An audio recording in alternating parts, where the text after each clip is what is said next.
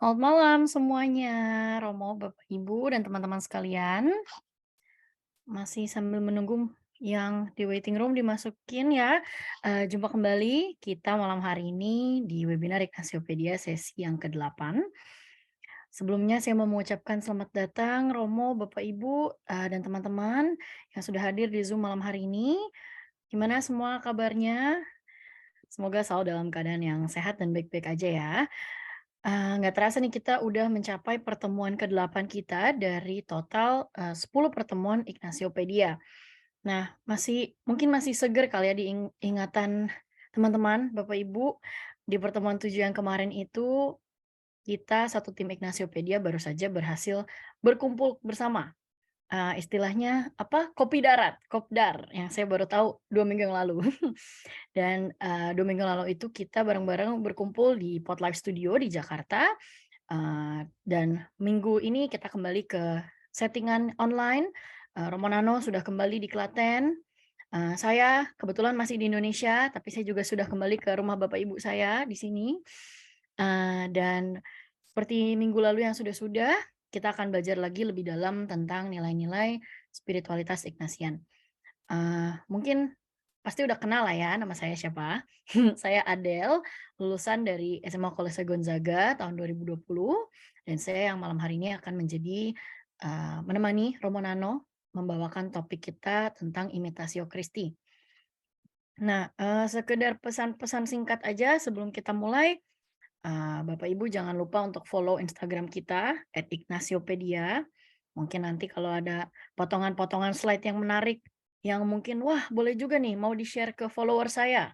Kemarin kan kita sudah jadi influencer ya.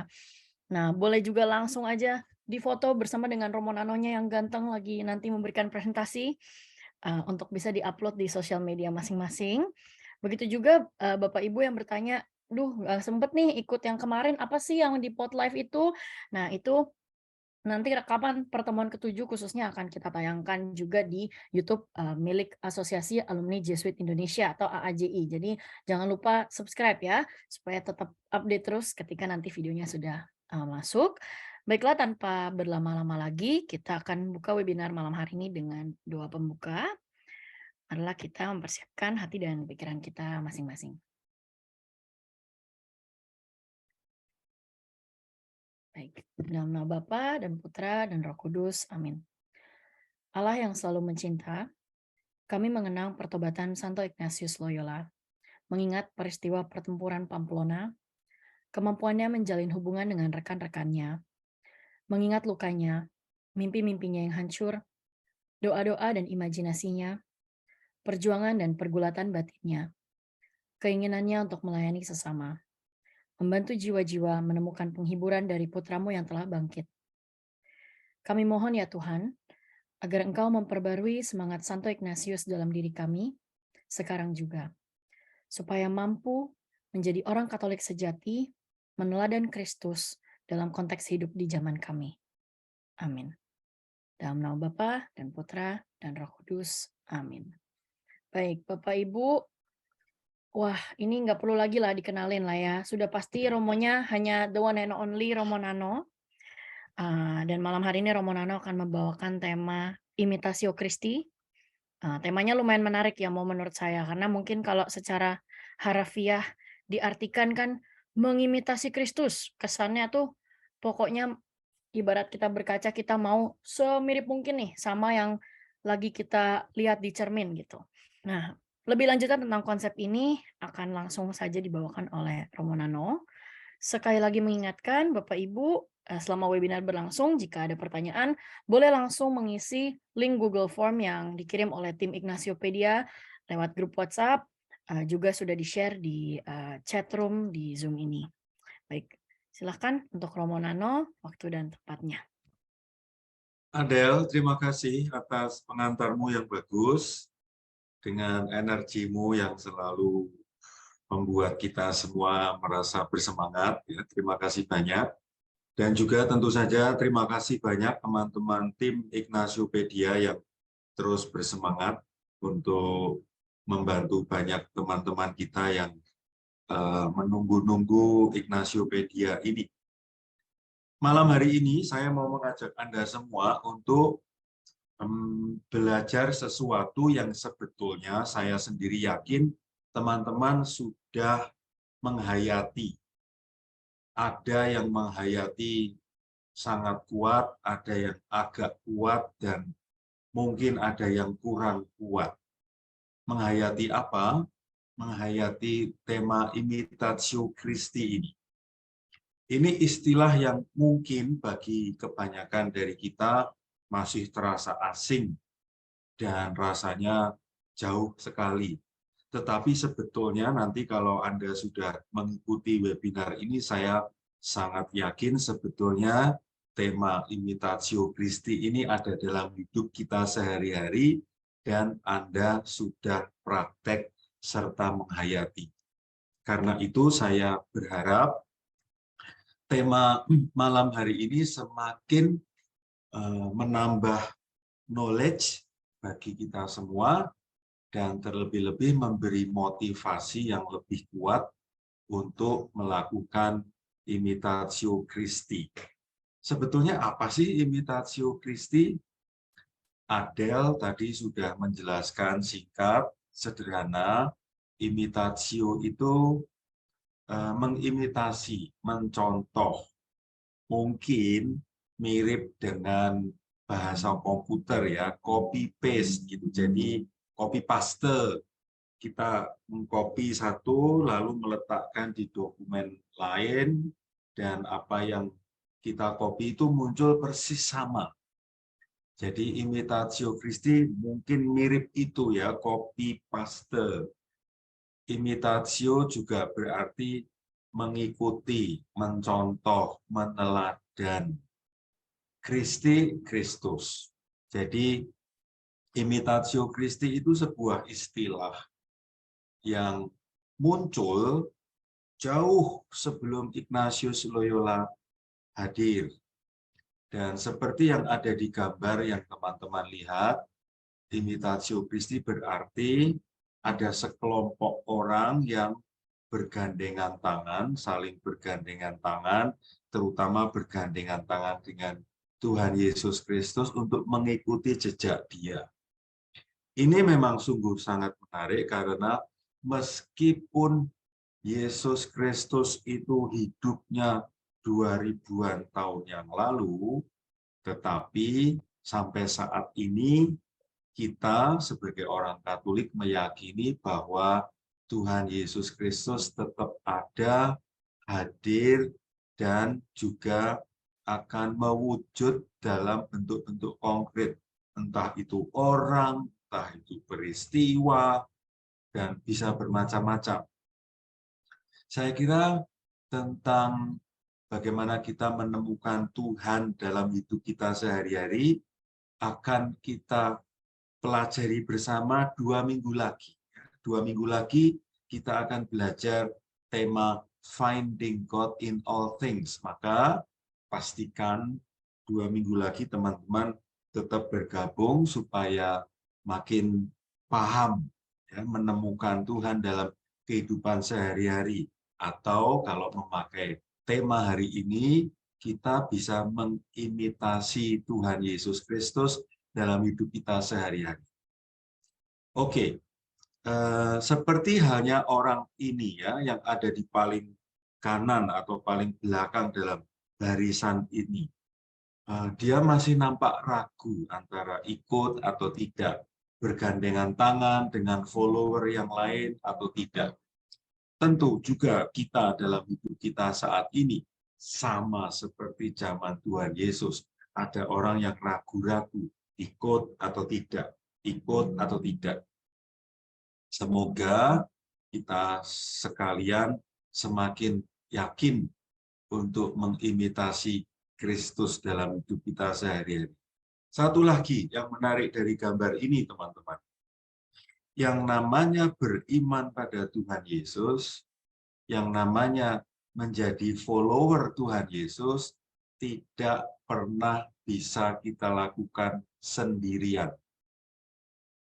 Beragama Katolik, beriman Katolik, mengikuti Tuhan Yesus Kristus selalu harus dalam kebersamaan orang lain. Dan saya kira ini sebuah keuntungan besar bagi kita. Karena dengan bersama orang lain, bergandengan bersama orang lain, kita bisa saling belajar, kita bisa saling memperkaya, kita bisa saling menguatkan. Ini saya kira beberapa poin penting yang perlu kita sadari dari judul Imitatio Christi dan gambar Imitatio Christi ini. Saya mau menyambungkan dengan bahan pertemuan kita 2 minggu yang lalu. Di 2 minggu yang lalu kita bicara tentang panggilan raja. Dalam hal ini rajanya adalah Tuhan Yesus. Tuhan Yesus mengundang semua orang untuk ikut Dia. Termasuk kita, zaman ini pun Tuhan Yesus lewat aneka macam cara terus mengundang kita untuk mengikuti Dia sedekat mungkin. Dengan kata lain, Tuhan Yesus lewat aneka macam cara menjadi influencer. Menjadi influencer yang mencari follower. Dan kita yang sudah menjadi orang Katolik, dibaptis dan menjadi anggota gereja Katolik, dan belajar spiritualitas Ignatian, kita masuk dalam kelompok follower yang terinfluence oleh Tuhan Yesus. Dan Ignatiopedia ini bermaksud untuk membantu teman-teman menjadi follower sejati, menjadi pengikut Tuhan Yesus, sampai akhirnya nanti menjadi seorang murid Tuhan Yesus Kristus. Nah, dalam sejarahnya, Tuhan Yesus kan mencari banyak orang, kan? Dan dari sekian banyak itu, hanya ada beberapa orang yang didekati oleh Tuhan Yesus, yang didatangi secara personal oleh Tuhan Yesus. Dan salah satu orang yang didatangi langsung oleh Tuhan Yesus adalah Simon Petrus. Apakah kita di zaman now juga didatangi oleh Tuhan Yesus? Menurut saya, ya. Dengan aneka macam cara, Tuhan Yesus mendatangi kita satu persatu, masing-masing. Maka kita perlu belajar dari Simon Petrus yang diinfluence, yang didatangi oleh Tuhan Yesus secara khusus. Dan akhirnya nanti, setelah kira-kira 3 tahun dididik oleh Tuhan Yesus, Simon Petrus ini ya, setelah 3 tahun, akhirnya nanti Simon Petrus sungguh-sungguh melakukan imitatio Christi. Mari kita lihat secara singkat bagaimana Simon Petrus dididik oleh Tuhan Yesus Kristus dan nantinya menjadi orang yang imitatio Christi. Teman-teman sudah tahu, Tuhan Yesus mendatangi Simon Petrus di tempat dia bekerja di pantai Danau Galilea, dan dia mendadak sontak mendatangi Simon Petrus lalu mengajak dia, ayo ikuti aku. Yang mengherankan, yang membuat kita bertanya-tanya, kok Simon Petrus sebagaimana diceritakan oleh Injil Matius bab 8 ayat 22 ini langsung meninggalkan perahunya, jalannya, dan mengikuti Tuhan Yesus. Kok bisa ya? Mengapa? Apa yang menyebabkan Simon Petrus begitu diundang oleh Tuhan Yesus, ikut aku, dia langsung mengikuti Tuhan Yesus? Why? Menurut saya pribadi, menurut pemahaman saya, hal itu disebabkan karena karisma Tuhan Yesus yang sedemikian menarik. karena karismanya yang demikian kuat itu, maka Petrus seperti tersihir, ya, seperti tersihir dan ikut dia. Dan memang betul, Simon Petrus mengikuti dia. Dan ini ada model lain, bagaimana Yesus itu mendapatkan murid-murid khusus yang dididik secara intensif selama 3 tahun untuk mengikuti dia. Ini pola lain. Ini Tuhan Yesus, lalu ini Yohanes Pemandi, ya, yang sebelah kanan itu Yohanes Pemandi atau Yohanes Pembaptis, yang waktu itu dia juga sudah mempunyai murid. Karena Yohanes Pembaptis dan Tuhan Yesus sebetulnya sama-sama guru spiritual. Yesus mencari murid, dan Yohanes Pembaptis sudah punya murid. Ketika Yohanes Pembaptis dan murid-muridnya melihat Yesus, lalu Yohanes Pembaptis yang sudah mengenal Yesus mengatakan, ikuti dia. Dia itu sang guru yang sejati. Dan akhirnya 2 murid Yohanes Pembaptis ini mengikuti Tuhan Yesus, dan seperti halnya Simon Petrus, dididik secara khusus selama 3 tahun, dan akhirnya setelah pendidikan yang intensif ini mereka melakukan imitatio Christi. Ini model lain. Setelah Tuhan Yesus mendapatkan 12 murid, maka dia melayani ribuan orang. Dikisahkan dalam Injil salah satunya adalah 5.000 orang laki-laki, plus istri, perempuan-perempuan lain, anak-anak. Yesus praktek sebagai seorang influencer. Dia mengajar, dia berkhotbah, dia membuat mukjizat, dia melakukan banyak hal penyembuhan untuk menarik perhatian orang-orang itu supaya mengikuti dia. Pertanyaan saya untuk Anda, teman-temanku, apakah ribuan orang ini melakukan imitatio Christi, mengikuti Tuhan Yesus?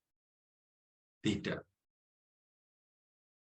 Ribuan orang ini mengikuti Tuhan Yesus karena mereka sebetulnya hanya mencari roti, hanya mencari penyembuhan, hanya mencari pengusiran setan.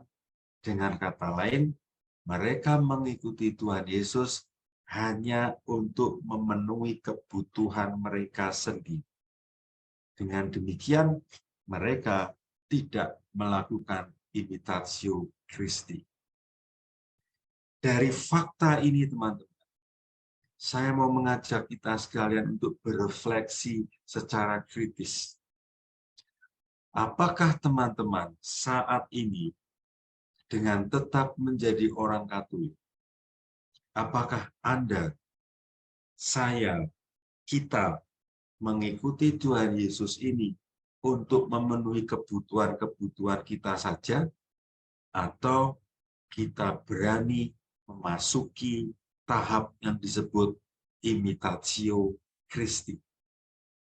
Saya berharap pertanyaan ini Anda renungkan baik-baik dan Anda menjawab sendiri, apakah akan mengikuti Kristus imitatio Christi atau menjadi seperti 5.000 orang yang mencari sensasi untuk kebutuhan pribadi. Kembali kepada murid-murid yang sudah dikumpulkan oleh Tuhan Yesus.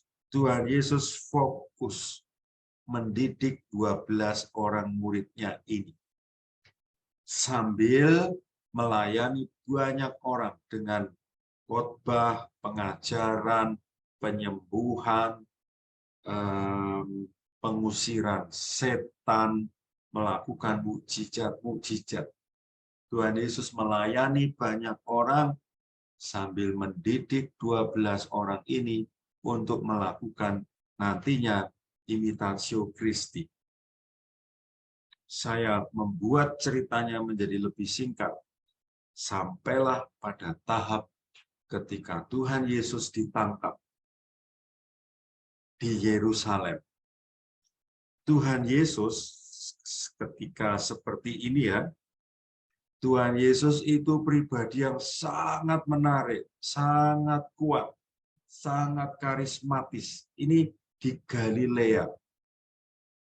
Sangat mudah mengikuti seseorang yang hebat. Sangat mudah, menyenangkan, membanggakan, sangat menyenangkan. Tetapi ketika orang yang kita ikuti dalam kejayaannya itu ditangkap, powerless, tidak punya daya apa-apa, tidak mudah mengikuti orang ketika berada dalam situasi terbawah. Dan persis Simon Petrus mengalami hal itu. Dia yang sudah dididik 3 tahun intensif di Yerusalem, dia mengatakan, aku tidak mengenal orang itu. 3 kali Simon Petrus menyangkal. Ini juga sebetulnya data yang menarik bagi kita. Apakah kita mengikuti Tuhan Yesus ketika berada dalam situasi-situasi yang menderita, tidak enak, tidak menyenangkan, sakit, berada di bawah. Untung, alhamdulillah, syukur kepada Allah. Sesudah Tuhan Yesus bangkit dari kematiannya, digambarkan dengan tokoh ini, rambutnya pendek, tidak seperti biasanya rambut panjang, memang ada macam-macam gambar tentang Tuhan Yesus ya. Tuhan Yesus sudah bangkit, mendatangi Simon Petrus yang mengkhianatinya. Tuhan Yesus mendatangi murid yang menolak dia. Untuk saya, ini sungguh sangat mengagumkan. Orang yang dikhianati tetap mau mendatangi orang yang mengkhianatinya. Dan Petrus yang mengenal gurunya langsung turun dari kapal, lari ke pantai, mendekati Tuhan itu. Dan sebagaimana teman-teman sudah ketahui, terjadilah percakapan, dialog. Dan Simon Petrus yang berkhianat 3 kali, diampuni oleh Tuhan Yesus 3 kali. Impas pengkhianatan 3 kali dihapus dengan pertanyaan tentang cinta 3 kali. Dan itu membuat Simon Petrus akhirnya bersemangat kembali, hidup kembali, bersemangat, dan akhirnya dia berani mewartakan Tuhan Yesus sampai akhirnya dia betul-betul mengimitatio Kristi bahkan di akhir hidupnya. Legenda menceritakan Simon Petrus mati dengan cara disalib, bahkan dibalik. Sampai di sini teman-teman, saya mau mengatakan beberapa hal penting. 1, Simon Petrus dididik oleh Tuhan Yesus secara khusus.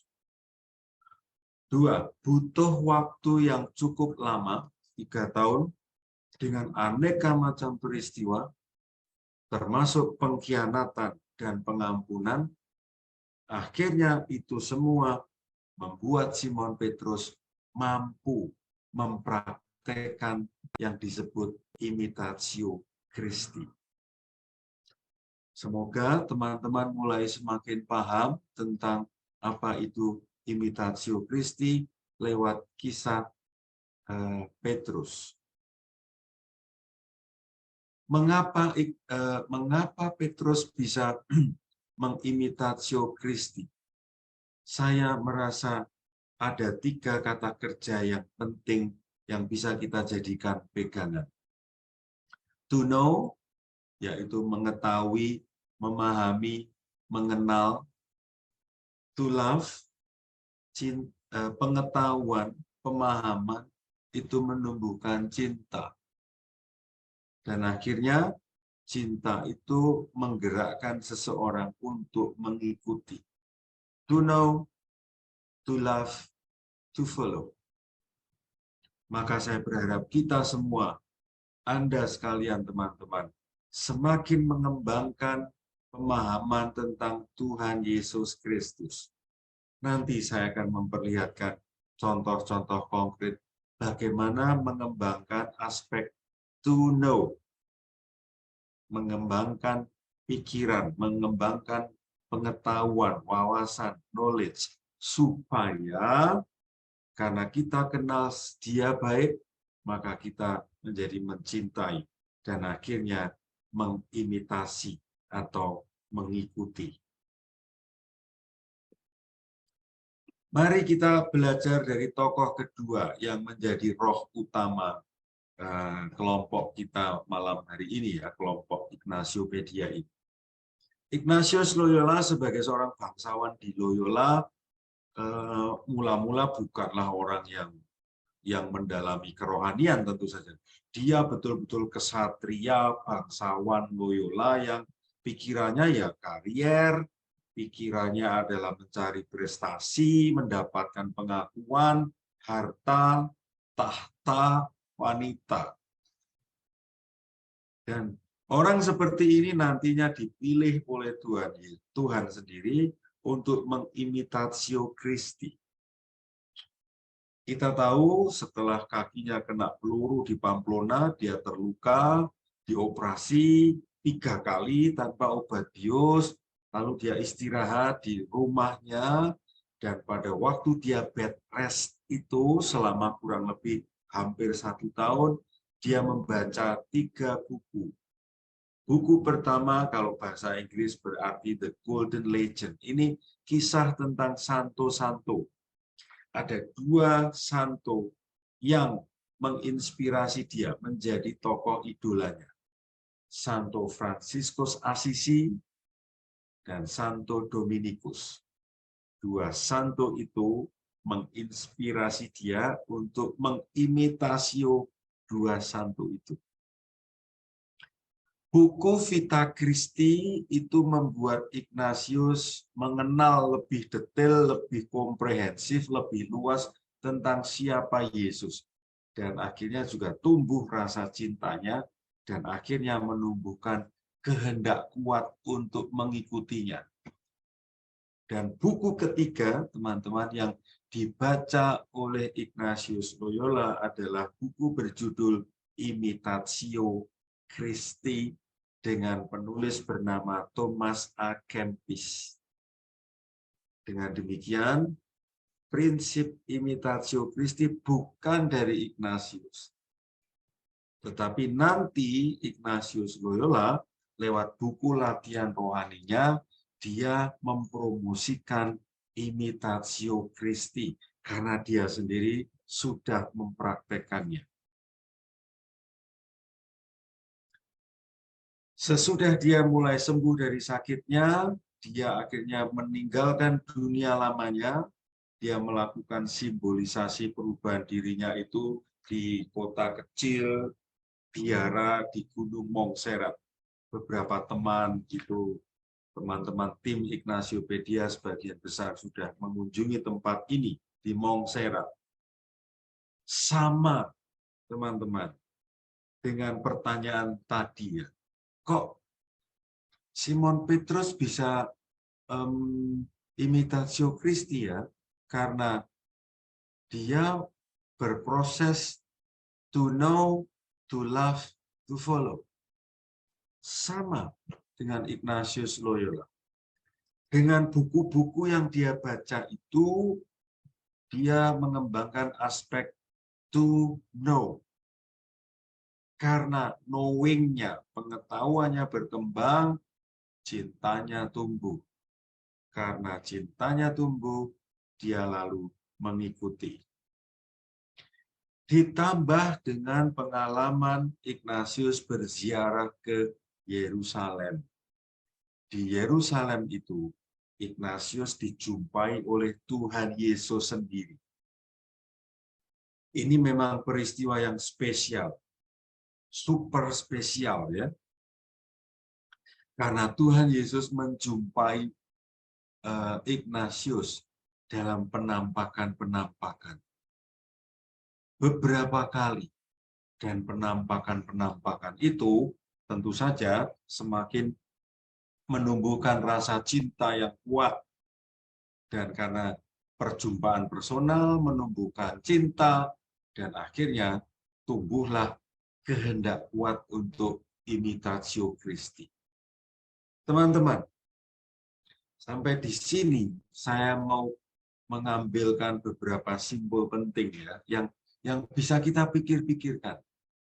Pertama, membaca buku tentang Tuhan Yesus Kristus itu penting. Mungkin ini salah satu kelemahan kita sebagai orang Katolik. Kurang membaca buku tentang Tuhan kita. Orang Katolik lebih terkenal karena devosi, Ekaristi, Rosario, ziarah ke Yerusalem, ziarah ke gua-gua Maria yang lokal Indonesia atau di luar negeri. Teman-teman, saya mengusulkan satu hal yang sangat penting yang perlu Anda pikirkan dan semoga tidak hanya dipikirkan tetapi dipraktekkan, yaitu membaca buku tentang Tuhan Yesus seperti halnya dilakukan oleh Ignatius Loyola. Kalau kita tidak pernah membaca buku dan kita sekarang terjebak lebih senang membaca WA. Membaca buku sungguh-sungguh mengembangkan aspek to know. Kalau ini makin kuat, maka cinta bertambah kuat. Dan pada gilirannya, maka dorongan untuk imitatio Christi menjadi sangat kuat. Ini ending dari hidup Ignatius. Ya. Setelah dia betul-betul kuat menghidupi imitatio Christi, dia mencari teman untuk bekerja mewartakan Tuhan Yesus. Mirip dengan Tuhan Yesus, mencari murid, mencari teman, membangun tim, membangun kelompok, membangun komunitas. Berhasil. Dan Ignatius menemukan 9 sahabat. Dan akhirnya, sebelum Ignatius meninggal, dia diberkati oleh Tuhan menurut saya juga, akhirnya berhasil mendirikan Serikat Yesus untuk imitatio Christi. Serikat sebetulnya berasal dari kata companion dalam bahasa aslinya, bahasa Spanyol, companion, yang berarti sahabat. Sahabat Yesus. Maka Ignatius mengakhiri hidupnya dengan sebuah trademark yang kuat. 1. Serikat Yesus. Mengumpulkan orang-orang yang mau imitatio Christi. 2. Dia menulis buku latihan rohani ya, untuk membantu lebih banyak orang menjadi orang-orang yang mau mengimitatio Kristus. Ignatiopedia ini salah satu cara sederhana untuk menerjemahkan latihan rohani supaya teman-teman itu semakin dekat dengan Tuhan Yesus. Maka semoga Ignatiopedia sampai seri ke-8 dan nantinya sampai seri ke-10 membantu Anda ya untuk semakin dekat dengan Tuhan Yesus. Saya berharap teman-teman tidak hanya menikmati webinar ini tanpa terpengaruh oleh isi webinar. Semoga teman-teman pun terpengaruh oleh isi webinar, yaitu semakin mendekatkan diri pada Allah. Ini maksud webinar-webinar kita ini. Nah, inilah tahap kontekstualisasi kita sekarang. Bagaimana orang muda atau ya orang tua juga ya yang hadir di sini semua bukan eh, bukan orang muda semua, tapi juga ada orang dewasa, ada orang tua gitu. Bagaimana menghidupi imitasio Kristi di zaman sekarang? Ini pertanyaan yang aktual. Konkretnya, ya saya mulai menunjukkan beberapa hal konkret untuk membantu kita semua bisa sampai pada tahap imitatio Christi. Yang pertama, menghidupi sakramen baptis. Karena dengan sakramen baptis itu, kita menjadi manusia baru. Kita bahkan difasilitasi oleh gereja, dan juga akhirnya nanti disahkan oleh negara, mempunyai nama baru. Ada nama baptis. Saya menjadi Agustinus.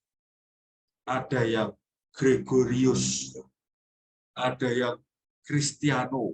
Wah, ini Cristiano itu nama baptis yang berasal dari Kristus. Maka ya saya berharap Cristiano ini sungguh-sungguh makin seperti Kristus.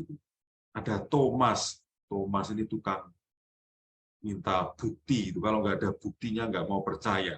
Semoga Thomas yang hadir di sini juga tidak perlu tanda-tanda, tapi percaya ya. Ada Teresia. Ini nama baptis yang harus dihidupi. Dan teman-teman yang lain. Teman-teman, untuk menghidupi semangat imitatio Christi, salah satu caranya adalah kembali menghidupi pengalaman kita dibaptis, menjadi orang baru, menjadi murid Yesus Kristus, menjadi anggota gereja Katolik.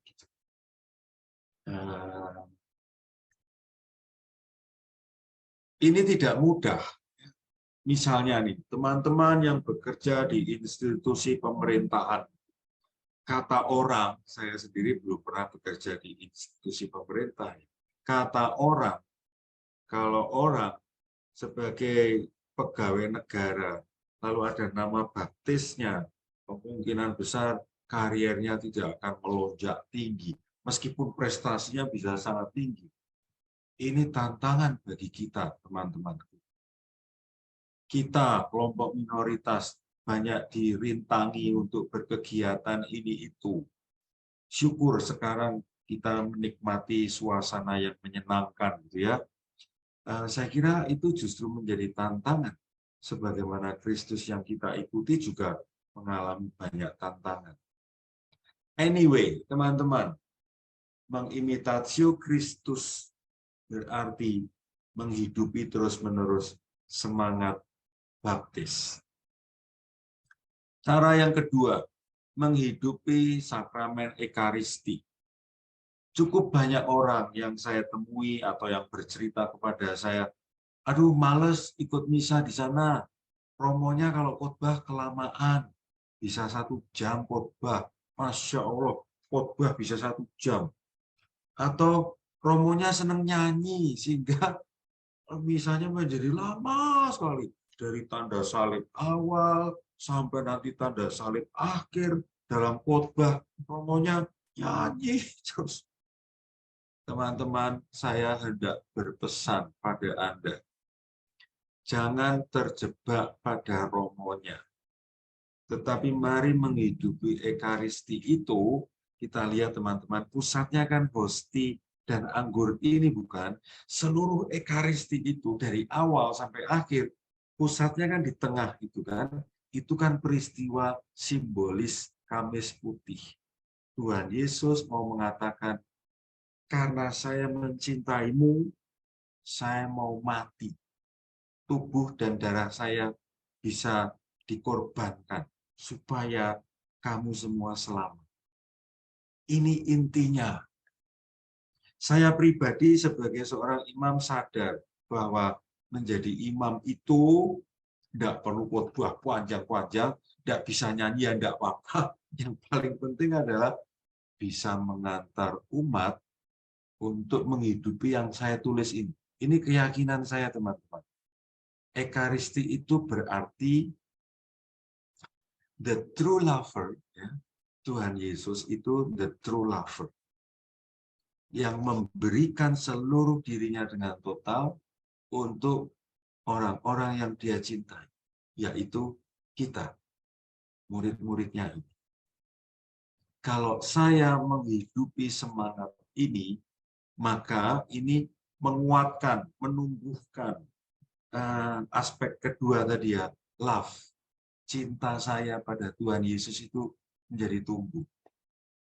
Semoga teman-teman semakin mencintai Ekaristi karena memahami bahwa Ekaristi itu momen kita mengingat-ingat lagi Allah yang mencintaiku.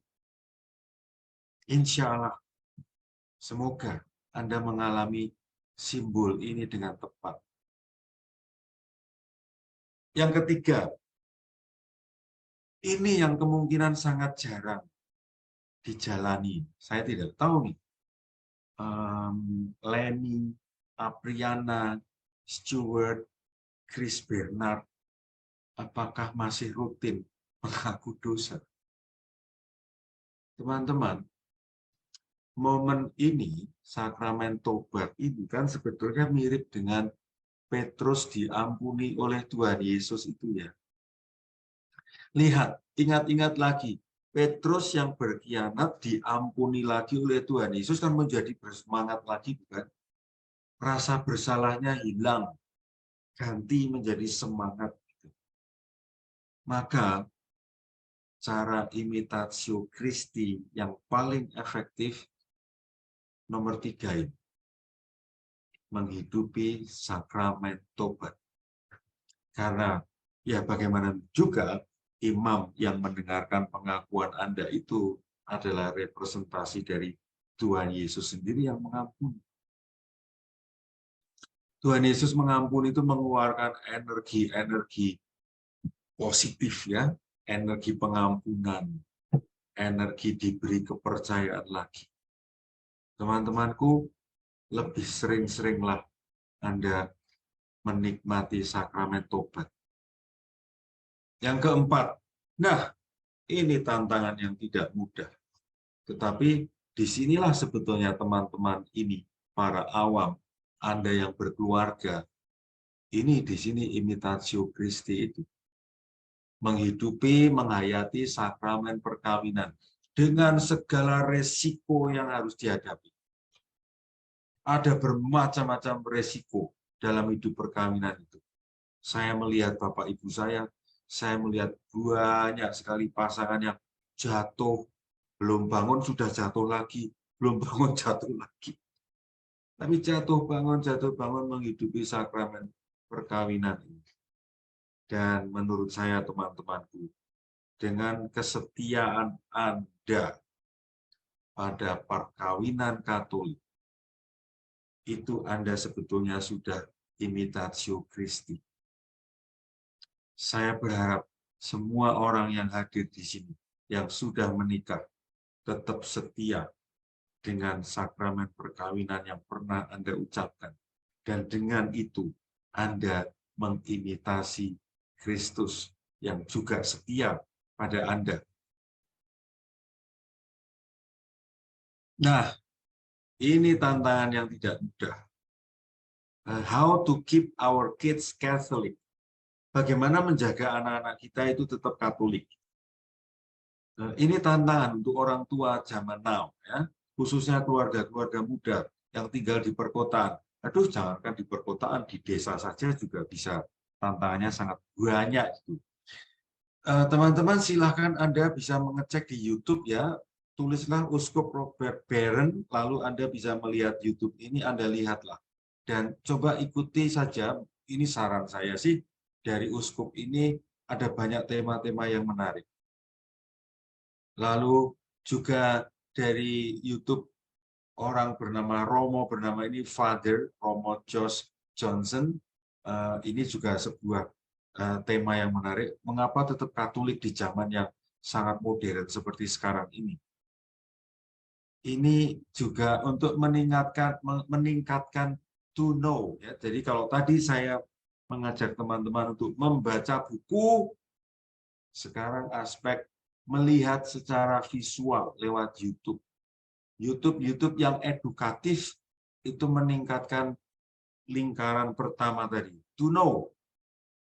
Maka silahkan daripada hanya melihat drakor, silahkan Rudi Susanto, Evita Kartikasari sering-seringlah melihat YouTube Uskup Robert Barron, Father Josh Johnson, atau YouTube edukatif lain ya dalam hal beriman. Saya yakin ada banyak sekali. Lihatlah, make yourself growing in faith. Nah, ini yang saya sarankan juga, yaitu mengenali atau membaca Injil Matius, Markus, Lukas, Yohanes. Saya sangat-sangat mendukung, merekomendasi teman-teman pernah membaca 4 Injil ini. Saya berharap sebelum Anda mati, sebelum kita mati, pernah membaca 4 Injil. Untuk apa? Supaya makin mengenal Tuhan Yesus Kristus. Karena 4 Injil itu semuanya tokoh utamanya Tuhan Yesus, bukan? Dan membaca Injil itu mau tidak mau adalah momen saya bertemu dengan Tuhan Yesus. Injil itu susah dibaca. Ya oke, tidak apa-apa, bacalah saja. Dan mohon Tuhan membantu Anda memahami. Kalau dibaca berulang, saya yakin Anda akan paham. Maka jangan menyerah pada kesulitan. Baca keempat Injil ini sampai Anda khatam. Syukur-syukur sampai Anda bertemu dengan tokoh yang Anda baca.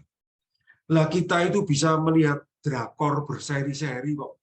Baca Injil aja nggak bisa. Malu-maluinlah kita ini ya kalau nggak pernah baca Injil, tapi kita punya spend waktu sangat banyak untuk hal-hal yang duniawi, sekular, hobi itu. Ironi rasanya. Please teman-teman, baca Injil sampai tuntas. Minimal sekali sebelum mati. Oke, sampai saat ini pun ya, ada ribuan orang mengikuti Tuhan Yesus. Ribuan orang, dan kita termasuk di dalamnya ya. Sekarang ini kita yang hadir dalam webinar ini pun kita mengikuti Tuhan Yesus. Sungguh. Tetapi kita bisa diklasifikasi loh ya. Mungkin kita itu ada yang mengikuti Tuhan Yesus jadi orang Katolik ya demi formalitas saja, Katolik KTP. Ke gereja enggak, ikut kegiatan lingkungan enggak, tapi lumayanlah ikut Ignasiopedia. Terima kasih. Ini formalitas gitu ya, hanya untuk keamanan negara, untuk keamanan di masyarakat saja. Karena kalau di Indonesia tidak punya agama kan disalahpahami, bukan? Nggak bisa tinggal di Indonesia. Kelompok kedua itu admire, itu ya pengagum. Wah, kagum pada Tuhan Yesus. Wah, hebat, orang Katolik itu hebat gini. Tapi tidak merubah hidupnya apa-apa. Menurut saya kategori yang bagus adalah follower, mengikuti. Tetapi yang saya maksud dengan follower di sini seperti 5.000 orang yang mengikuti Yesus kemana-mana. Motivasinya apa? Sensasi. Motivasinya apa? Memenuhi kebutuhan pribadi supaya sembuh dari sakit, supaya kenyang dengan roti, supaya kalau mempunyai gangguan roh jahat dihilangkan. Hanya memenuhi kebutuhan pribadi. Pengikut Tuhan Yesus Kristus yang paling ideal adalah menjadi muridnya. Seperti Simon Petrus. Kalau perempuan, seperti Maria Magdalena. Maka Sekali lagi, saya ingin mengajak Anda untuk berefleksi. Anda termasuk kategori yang mana?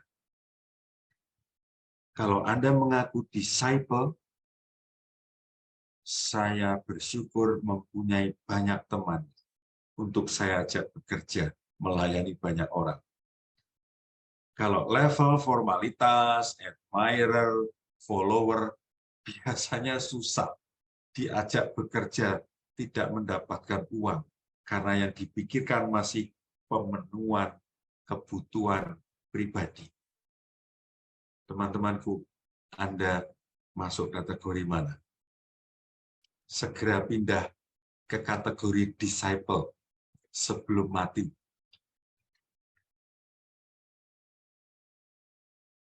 Ini anak muda modern yang menjadi seorang disciple of Christ, namanya Carlo Acutis. Kemungkinan besar teman-teman sudah pernah mendengar cerita tentang orang muda ini. Ini orang Italia, dan dia mati muda karena leukemia. Dan pada waktu hidupnya, dia itu membuat katalog tentang seluruh mukjizat yang terjadi di dunia. Ya, dia membuat katalog sehingga sekarang apa itu mukjizat bisa diakses dengan mudah karena jasa anak muda ini, Carlo Acutis. Dan katanya sampai sekarang jenazahnya tidak membusuk. Dan itu berarti, salah satu artinya adalah orang ini sungguh-sungguh diberkati oleh Tuhan dengan rahmat khusus. Maka Santo Bapa, Bapa Suci, mengangkat orang ini menjadi beato, orang kudus, dan kemungkinan besar nantinya akan menjadi seorang santo. Teman-teman lihat, orang muda awam di zaman modern, imitatio Christi, seorang disciple.